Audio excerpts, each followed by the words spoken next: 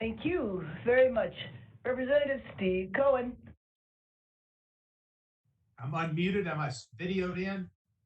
Yes, we can see you and hear you. Thank you, Chairwoman Bass, for holding this hearing. It's so important. Now, I had a letter from a lady who's not in my district. She was from Lenore City, and it was about her husband, and a long way from me. And he's 73 years old. He had a heart transplant due to cardiomyopathy, and he was 69 at that time. He's now 73.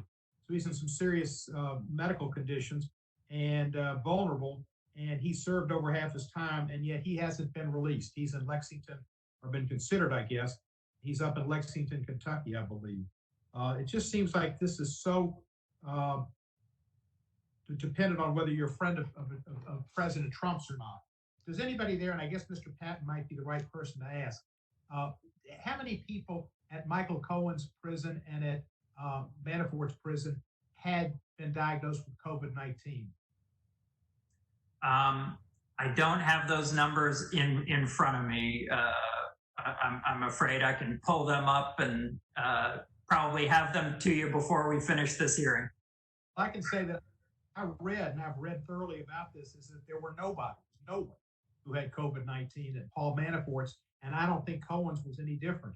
And they got out. Now, Manafort was under 50%. Do you have any idea the percentage of people who've gotten out when they hadn't met the criteria of 50% or more time served? I don't, but it's not a large number for sure. I think it's a very small number.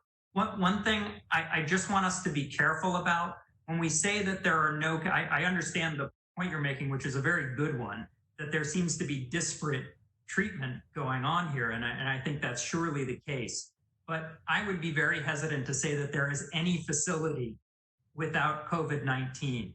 They are intentionally not testing people. The testing numbers are minuscule.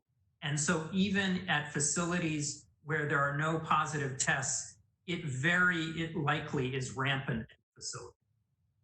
There was a case I read about also, I think in California, and it was a man who I think died in imprisonment from getting COVID-19, and he was in there for a DUI, maybe a multiple, I have to imagine, and he didn't have a driver's license, but nevertheless, he was in prison, and the article I read on that said that everybody basically in his cell block had tested positive. So they tested enough there to know that most of the people in that facility in California had COVID, didn't transfer him. He's in there for a DUI, multiple, so maybe, I don't know, I just saw DUI and not having a license. That's no reason to sentence somebody to death.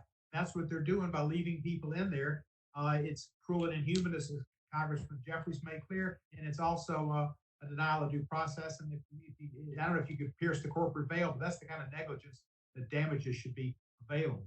But you can't do anything, and they cause people to lose their lives. It seems callous. I don't realize this is the same Bureau of Prisons that didn't guard Jeffrey Epstein, who was the most vulnerable suspect inmate in the country, and they let two guys go to sleep, haven't really followed up on it, and let him commit suicide, allegedly.